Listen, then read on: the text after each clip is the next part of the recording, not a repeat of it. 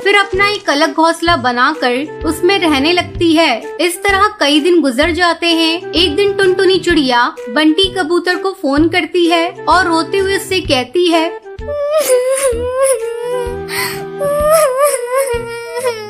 बंटी जी, मैं आपसे बहुत प्यार करती हूँ। मैं वादा करती हूँ आपसे, अब मैं कभी भी ऐसी गलती दोबारा नहीं करूँगी।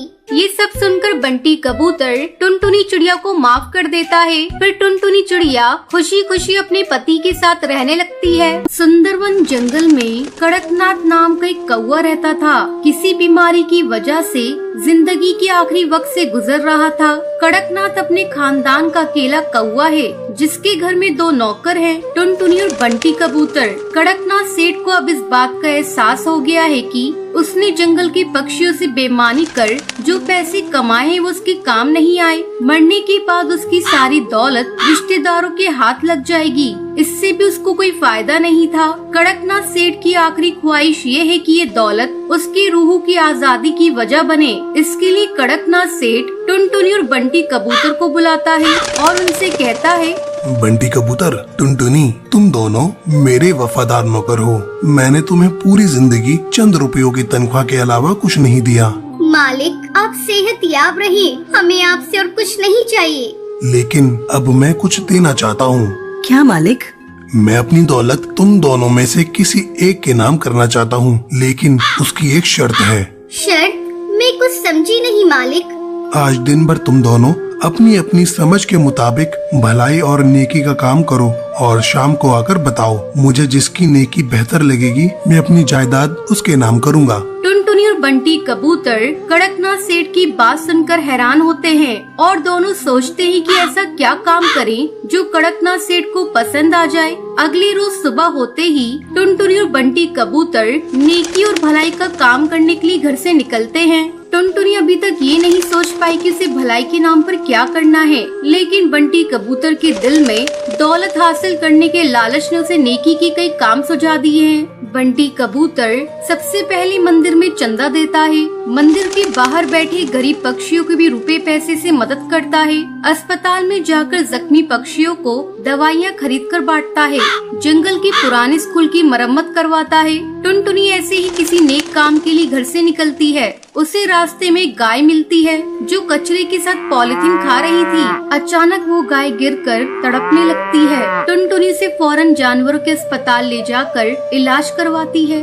उसके पेट से बहुत सारा पॉलिथीन निकलता है। इसके बाद गाय ठीक हो जाती है। हे भगवान, अब तो शाम हो गई। मैं कड़कनाथ सेठ से जाकर क्या कहूँगी? मुझे इस बात का मलाल नहीं है कि मैंने नेकी का कोई काम नहीं किया, बल्कि खुशी है कि मेरी कोशिश से गाय की जिंदगी बच गई। टुनटुनी गाय को अस्पताल में छोड़कर कड़कनाथ सेठ के पास जाती है।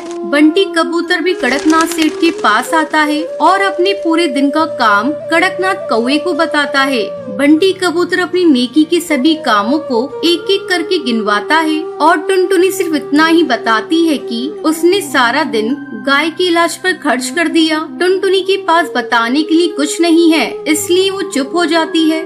बंटी कबूतर और टुनटुनी, मैंने तुम दोनों की बातें गौर से सुनी। बंटी कबूतर, तुमने दिन के 8 घंटों में 800 भलाई के काम किए हैं। शुक्रिया मालिक। टुनटुनी, तुम दिन भर में गाय के इलाज के अलावा और कुछ नहीं किया। तुम्हारे हिस्से में एक ही काम है। मालिक, मैं गाय की हालत देखकर सब कुछ भूल गई थी। मुझे आपकी जायदाद की बिल्कुल याद नहीं रही। टुनटुनी, तुमने मेरी जायदाद हासिल करने की फिक्र छोड़कर गाय की जान बचाई है। यह सबसे बड़ी नेकी और भलाई का काम है, इसलिए मैं अपनी सारी जायदाद तुम्हारे नाम कर रहा हूँ और मुझे यकीन है कि तुम मेरी जायदाद का सही इस्तेमाल करोगी और इससे मुझे सुकून मिलेगा। मालिक, आपने मेरे लिए कुछ नहीं सोचा? बंटी कबूतर, फिक्र मत करो, मैं तुम्हें भी कुछ दे कर जाऊँगा। मालिक, मुझे आपकी जायदाद की ख्वाहिश नहीं है। आप बंटी कबूतर को ही सब कुछ दे दीजिए। नहीं टुनटुनी, आज से तुम ही मेरी जायदाद की मालकिन हो। बस एक ही गुजारिश है तुमसे, मेरी जिंदगी के आखिरी दिनों में तुम मेरे साथ रहकर मेरी देखभाल करना। टुनटुनी कड़कनाथ को शुक्रिया अदा करके उस गाय के पास जाती है जिसका उसने इलाज करवाया है। टुनटुनी गाय के पास जाकर उसे चारा खिलाती है। गाय अब पूरी तरह से ठीक हो गई थी। ये सड़कों पर फिरने वाली आवारा गाय हैं, इसलिए वो उस गाय को कड़कनाथ के घर लेकर आती है और गाय के साथ खुद भी वहीं रहने लगती है। टुनटुनी अब एक बेटी की तरह कड़कनाथ की खिदमत करने लगती है। वक्त पर दवाई और खाना पीना देती है, गाय का ताज़ा दूध पिलाती है। टुनटुनी, तुम मेरी कितनी खिदमत करती हो, कभी आराम भी कर लिया करो। टुनटुनी, आज से तुम मुझे अब्बू जान कहोगी।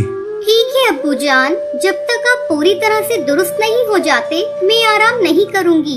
टुनटुनी की खिदमत के सामने यमराज को भी झुकना पड़ा और कुछ ही रोज में कड़कनाथ बीमारी को शिकस्त देकर सेहत याब हो जाता है। टुनटुनी बेटी, अब तो डॉक्टर ने भी कह दिया है कि मेरी पूरी तरह सेहत दुरुस्त है। यह तुम्हारी वजह से मुमकिन हुआ है। नहीं अब्बू जान, आपके दुरुस्त होने में दवाइयों के साथ गाय के दूध का भी करिश्मा है।